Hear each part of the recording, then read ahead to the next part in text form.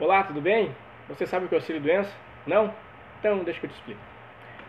Auxílio-doença é uma prestação previdenciária paga em espécie ao segurado que fica incapacitado de exercer seu trabalho ou sua atividade habitual pelo período superior a 15 dias, desde que seja observado, então, o período de carência exigido por lei.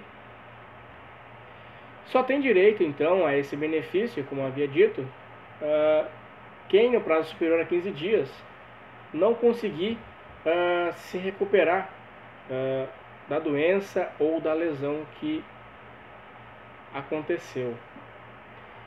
E se a pessoa já tinha doença antes de se inscrever na carteira assinada, né? Ela só vai fazer jus ao benefício se essa doença se agravou, a lesão agravou, em função do trabalho. Se a doença que a pessoa já tinha não tiver nada a ver com o trabalho, então o auxílio não fará jus.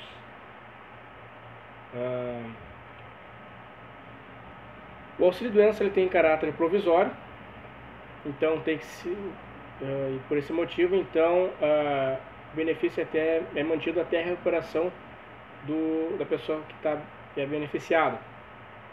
Então, por essa razão, é preciso obedecer um prazo de avaliação, né, de tantos em tantos tempos. A pessoa, então, ela é avaliada pelo perito do INSS. E quanto ao prazo de carência, a Lei 8.212, no seu artigo 25, inciso 1º, diz que é o prazo de 12 meses para que a pessoa, então, faça jus a esse benefício. Existe alguma exceção? Existe. Por exemplo, no caso de acidente de qualquer natureza ou causa. Nos casos de doença profissional ou do trabalho. Nos casos de doenças graves, de acordo com os critérios de estigma, deformação, mutilação, deficiência, outro fator que lhe confira especificidade e gravidade que mereçam, então, tratamento particularizado.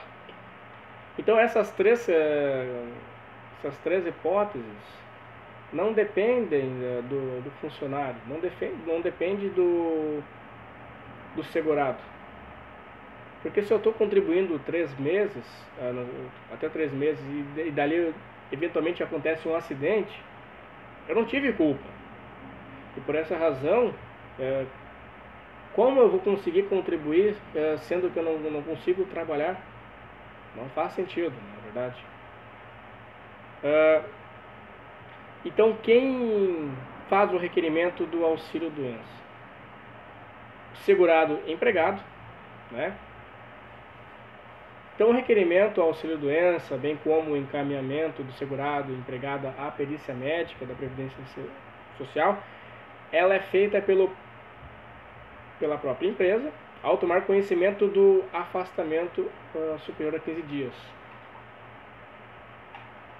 Só que a empresa, durante os primeiros 15 dias, como eu havia dito, ela é responsável pelo pagamento do salário integral do segurado, afastado por motivo de doença.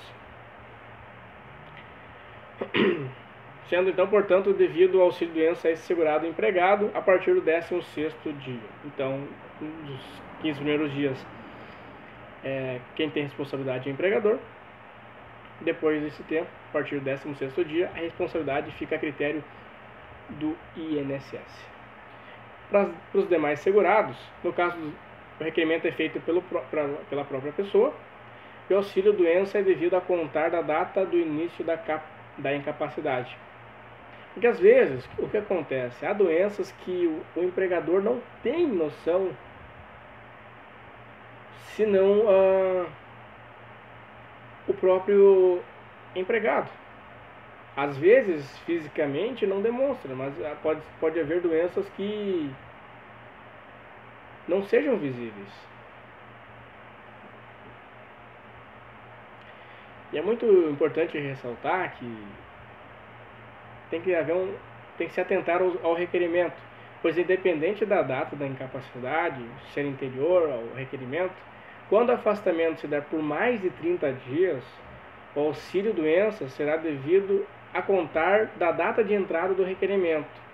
conforme então dispõe o artigo 60, parágrafo 1º, a lei que eu tinha havido dito, que é a 8.213 de 91.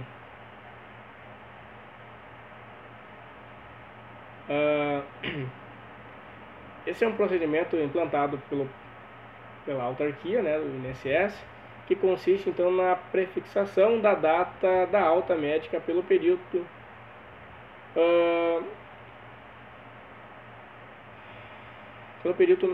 médico do INSS, né?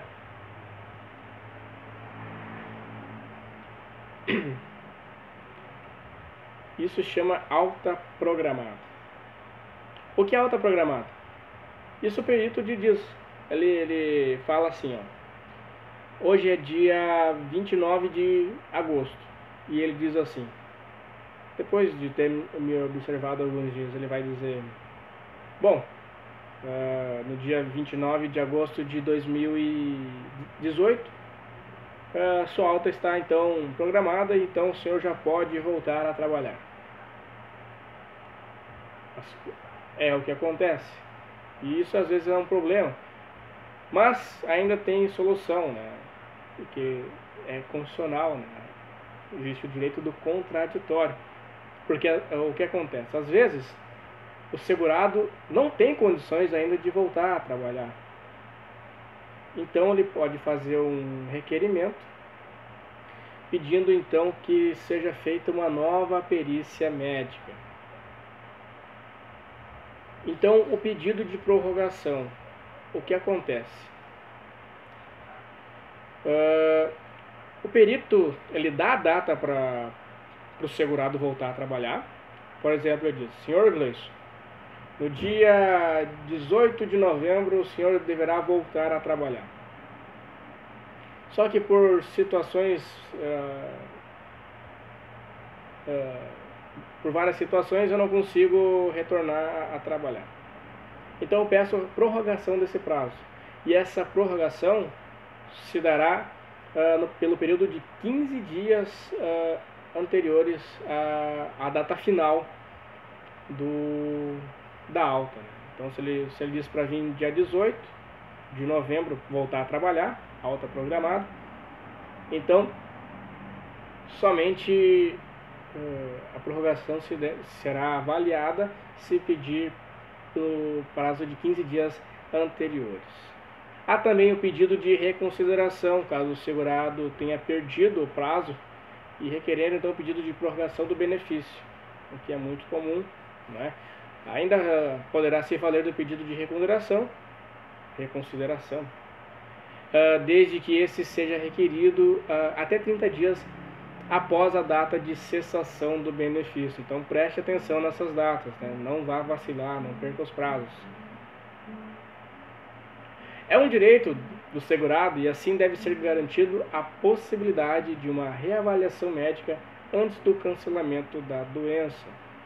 Não pode ser algo autoritário. O perito diz, não, o senhor está